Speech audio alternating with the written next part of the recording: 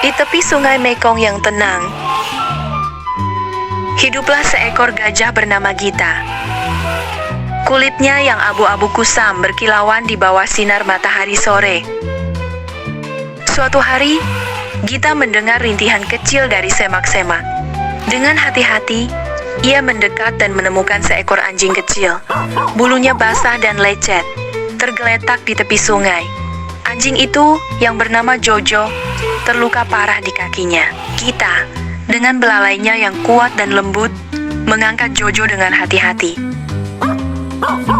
Ia membawanya ke tepi sungai yang lebih dangkal, membersihkan luka Jojo dengan air sungai yang jernih. Jojo meringkuk di samping Gita. Matanya menatap gajah besar itu dengan penuh rasa syukur. Hari demi hari berlalu. Gita merawat Jojo dengan sabar. Ia mencarikan makanan untuk Jojo dan selalu ada di sampingnya. Perlahan-lahan, luka Jojo sembuh. Ikatan persahabatan yang tak terduga pun terjalin di antara mereka.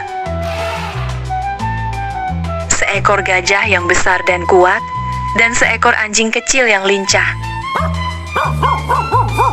Mereka menghabiskan waktu bersama setiap hari. Jojo akan berlari-lari di sekitar kaki Gita yang besar, sementara Gita akan melindungi Jojo dari bahaya. Mereka bermain bersama di sungai, berjemur di bawah matahari, dan tidur berdampingan di bawah bintang-bintang. Persahabatan mereka menjadi legenda di hutan, sebuah kisah tentang bagaimana perbedaan tak menghalangi sebuah persahabatan yang tulus dan abadi. Gita dan Jojo, sahabat sejati yang selalu bahagia bersama.